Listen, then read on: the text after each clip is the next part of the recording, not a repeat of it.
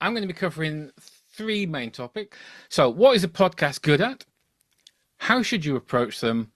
And how do they pay back? Those are the three key things to take away from today's presentation. So, a quick one about me. I've got 20 odd years experience in direct marketing, advertising, digital strategy, and content. And I've been operating as Wide Digital for 10 years, helping expertise-led businesses grow and exit, focusing on bridging between what they do and what prospects and customers need, what they want, what they need, what's going to drive their business forward. So that's about the pains, the challenges, and the aspirations that resonate with prospects. I also run the Curious Business podcast, which you can find at podcast.curiousbusiness.co.uk, where I interview founders and leaders about their business journey, their business models, and how they got where they are. Firstly, what is a podcast? Well, I won't ask for a show of hands as to who's listened to a podcast, as I'm guessing most of you have. However, I won't pass up the opportunity to do a little bit of research and please drop into the chat where you listen to podcasts most. That would be really helpful. So what is a podcast? Well, the younger people amongst us might think that a podcast is something they have open in YouTube in another tab whilst they're doing something else or looking at another screen. Some people might see it as a bit like a radio program or an audio book, maybe a business owner using audiobooks or, like an audiobook to give themselves knowledge, to skill up, to learn about how other people are doing things, kind of an educational product. Marketers might see it as a content marketing channel. A pedantic would be right, but a pedantic person might see it as like audio content distributed by RSS. But increasingly, video is playing a big part of the podcast world as well. And you can see a lot of examples where effectively it's like a chat show that you watch online. And people in the television space might see it as kind of a cheap way to produce television, which is why there's a lot of investment going into video podcast production. It depends who you ask. I think the bigger question is, what is a successful podcast? And on the one hand, you might start a podcast and find that, it makes you famous. You can quit your job and do it full time. It generates income, becomes a revenue stream, perhaps through advertising or sponsorship. It attracts fans, makes enthusiastic fans, and makes you an influencer. Perhaps that's what's going to happen. All of those things there are possible outcomes when you start a podcast. But I think the real opportunity for businesses, especially initially, is how it works as a new business tool. Because a podcast is a way to get prospects and customers to spend time with your business's expertise, your passion, your mindset, your approach, and how you help. Ultimately, it's an opportunity to show how you think, what you do, rather than tell. So it's about showing prospects and customers how you help. People see, hundreds, if not thousands of adverts and marketing messages every day. Spending 20 minutes, 30 minutes, an hour with your podcast means a lot. In the scheme of things, that's a lot of attention. So that's one good reason to start a podcast, to build that kind of attention. And I think building on that, I think the real benefit of a podcast is that it's a format that makes us think about how powerful marketing is when you create something that prospects and customers actually want to engage with. If you're selling expertise, you need to show people what you do and how you can help. You need to talk about what matters to them. Don't talk about your products and services. Talk about why they might need them, how they become successful, what they need to do. Those are the things that attract people into your world, and those are the reasons people need your business. So, you might be Stephen Bartlett one day, but the real power is making the podcast part of your business development process. So, using it to create fresh content that builds authority and trust, and importantly, moves people towards your sales process.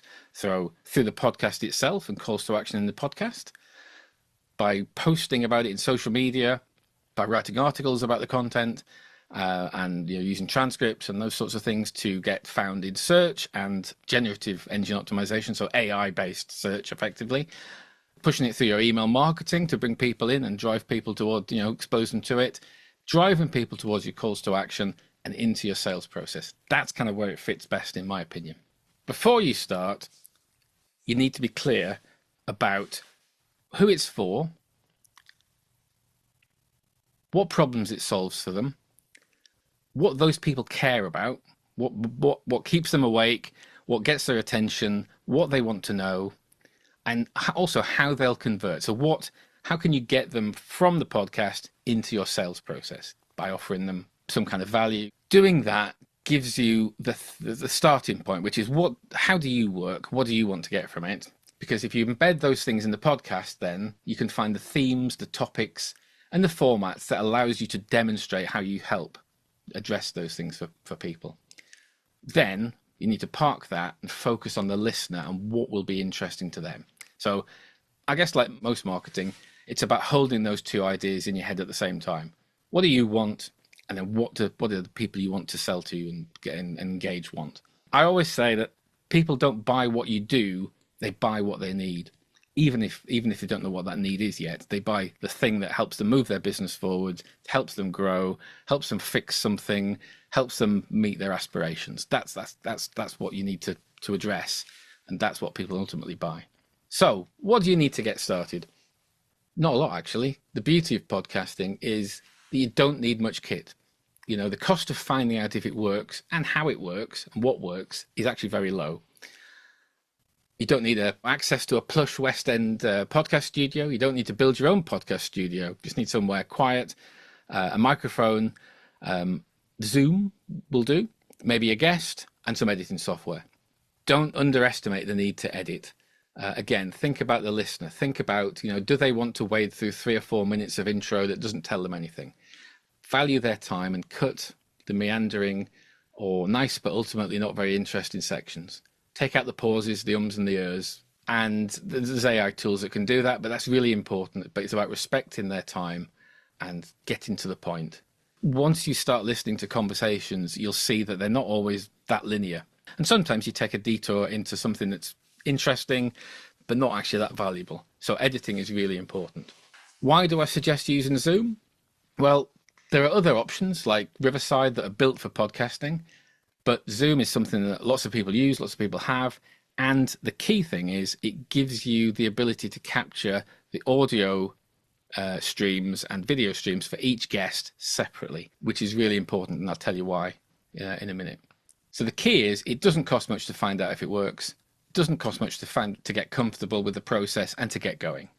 Then it's thinking about what formats work. So I listen to all kinds of different formats. I mean, you maybe don't think about the formats. I don't always think about them, but when you take a step back, there are different ways. They do different jobs. What works for you will depend on your goals, who's presenting, the talent you have in your business, presenting the podcast, and the audience, of course. And it depends on the execution very much. Sometimes there's a list of 12 formats there.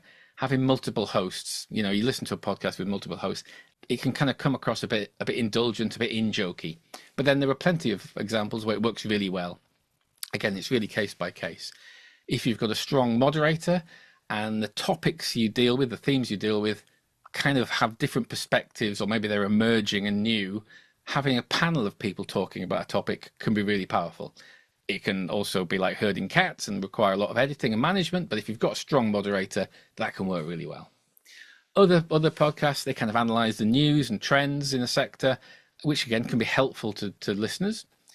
But, there's not always enough news to sustain a regular podcast in that way. Again, case by case, but there's plenty where people start doing that and then it kind of peters out.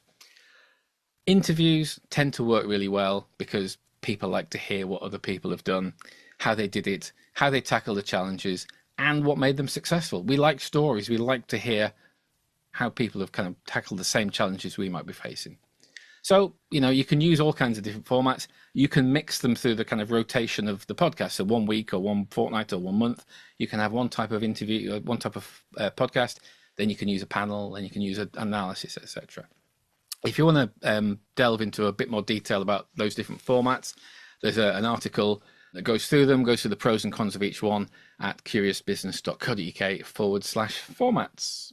So how do you do it? What's the process and where should you focus? I've kind of used this to show roughly the amount of attention and focus and effort that goes into each of the sections. Planning, the first step, is really something you do, not every time, not every episode. You kind of do it at the start and then maybe revisit every quarter, every 6 months, every year. Who's the podcast for? What's it about? What problems, challenges, aspirations does it address? How is it going to engage listeners? What are the goals? Aside from business development, maybe there's an opportunity to get, depending on your business, sponsorship or vendor funding, or marketing funds from a vendor to support it. It could be ad funded, depending again about the reach of the sector, etc. And as a quick tip, I would write the podcast intro. If you go onto any of the podcast platforms and go look at a few podcasts, there's a description of what the podcast's about. So write that now, and it makes it feel real for you. And it's, again, does it sound interesting? What will listeners learn? Why should they tune in? That's what you need to write, and so you can describe the podcast and position it. Step 2 is about preparing. So identifying the ideal guests who have got either killer experience or killer content or a significant following, or all three, and pitch the benefits of joining. Recruit clients and partners. They're a good way to start, and demonstrate what you've done for a real business. And for each episode, really do the research and identify the topics that you want to talk about. Prepare a question or running list that makes the guest comfortable. I always send a list of questions to guests beforehand, even people who say, "Oh, I don't need questions. I can handle this off the cuff," because it gives you some structure. And even if you've got different types of people, even if someone just answers the questions, you've got a podcast. What you'll find is the skill then is to begin to navigate the conversation, to drill into what they tell you. So if someone answers a question, follow up with a kind of, well, why was that? What did you learn? What did you try that didn't work? And that's often where the hooks come from for when you're promoting the podcast. Also, that preparation means that you give yourself the best chance of hitting on the most sometimes provocative but just compelling themes, generating sound bites and snippets to use in the marketing of the podcast, in getting attention from social media to your content. And then think about how it ties back to your expertise, and also what conversion assets, so guides, webinars, other assets you've got, might relate to that topic.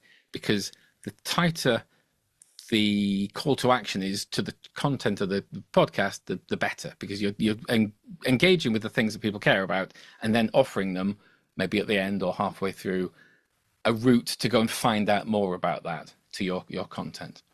So one of the last technical thing is to find out what the guest, if you are doing an interview, what the guest setup is. Make sure they've got somewhere quiet for doing the recording. Make sure it's going to work. Next step is probably one of the smallest ones, is the kind of technical part. That's probably the lowest area of focus, apart from editing, which I'll come back to in a second. So you make sure you record in a way that gives you the separate audio and video files. You'll thank me later when someone says something brilliant, but you talk over it, which I've done. But when you record the audio and video separately, that's not a problem. You can unpick that and you don't lose any great content. Think about whether you're doing it face-to-face or remote. It kind of doesn't matter. It's, again, similar. There's a bit more logistics going in doing it face-to-face. It probably costs a bit more, and the editing takes a bit more, and there's some practicalities. And then make sure you write the episode intro to record later, after you know what the topics are, what the meaty topics and the great quotes are in the interview, if you're doing an interview. So another tip, spend a lot of time on the title and the intro, with wanting to hook the listener and major on why they should listen. Why should they give their 20 minutes, half an hour, 60 minutes to listen to the podcast? Another tip, get to the meat of the interview quickly. I always target under 60 seconds.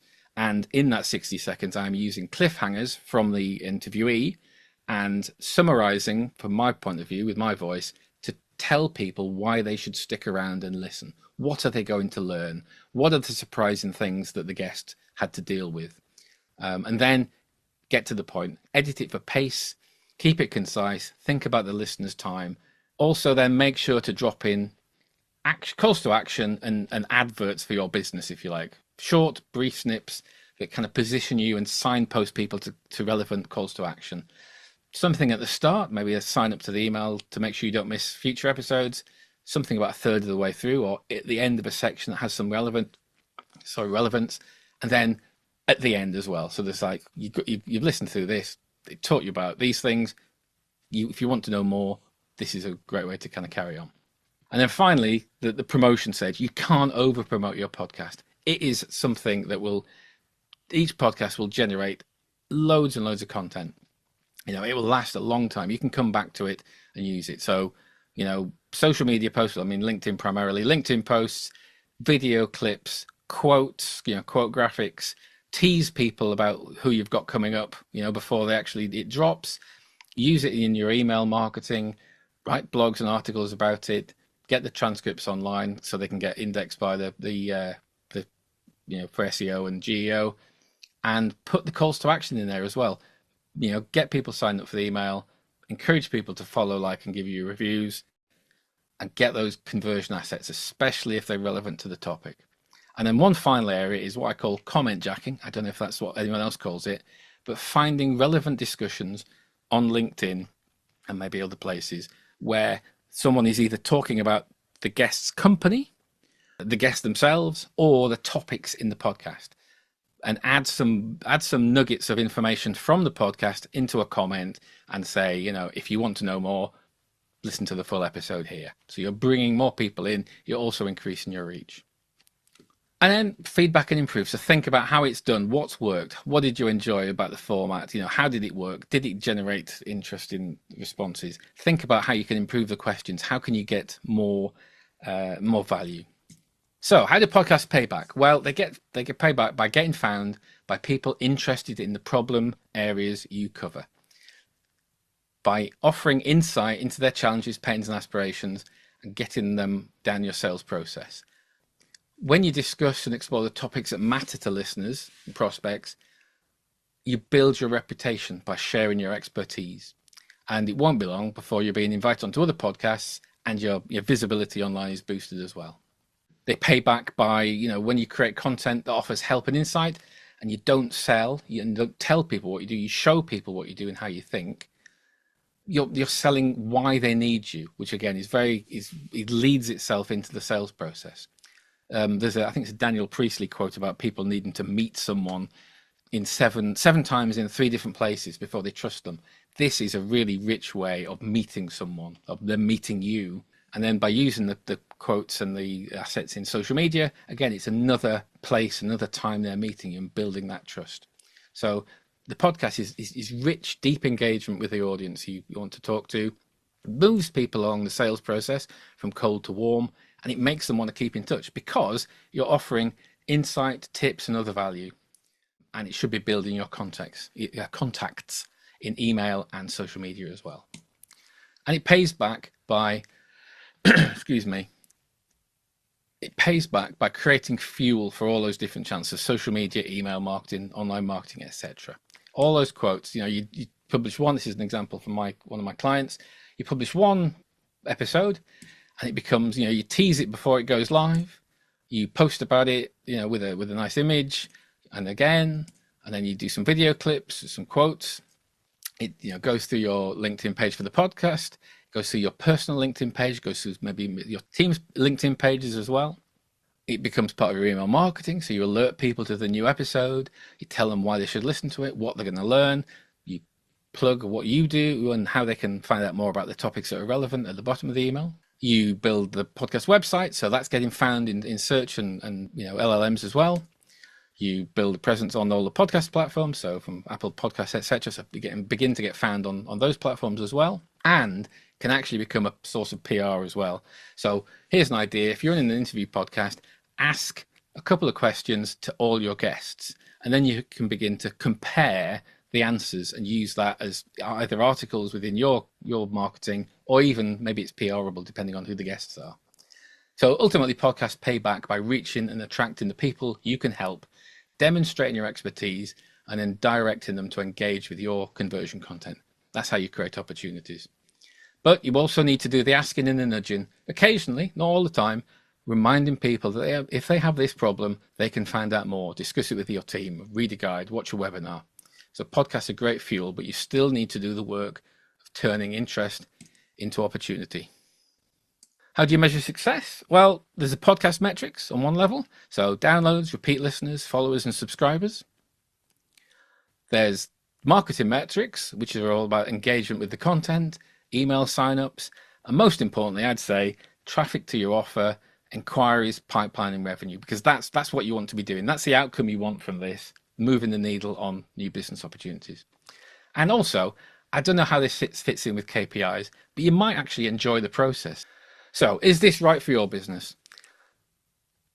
Podcasts are a chance to go deep if you sell expertise. It can take people time to get to understand your mindset, your approach, how you operate, and the value and experience you and your business brings.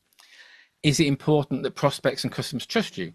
If it is, extended exposure to you and your business builds that trust through the podcast and the other content around it. And the reputation of your guests can confer that trust on you as well. Do you have an email list? It's the simplest way to capture interest and encourage people to sign up. If you don't have one, well, firstly, why? But if you don't have one, create one and promote it in your podcast. Do you have assets, case studies, guides, research? Like email, you need to harvest the interest a podcast creates with relevant next steps. That's really important. Do you have a bit of budget? It doesn't have to be a fortune, but social media is pay to play, especially when you're trying to take traffic away to your podcast. So promoting podcasts and paying to promote them overcomes this and gets relevant people, their roles, the profiles, looking at your podcast and the posts. Is it important to build a relationship? Well, podcasts can still be useful for one-off sales, but there's real value in how good marketing kind of compounds and builds over time. So if you are a relationship-based business, it really fits. And do you want to know people before they're in a sales process? For expertise-led businesses, in my experience, it's better to get to know a prospect ahead of the RFP. Get known and build your reputation. And if the answer to most of those questions is yes, then perhaps you should explore podcasts. And of course, I'm more than happy to talk to you about that. If it sounds right for you, get in touch scan the QR code or go to curiousbusiness.co.uk/en-contact. I'm more than happy to have a chat. Thank you very much.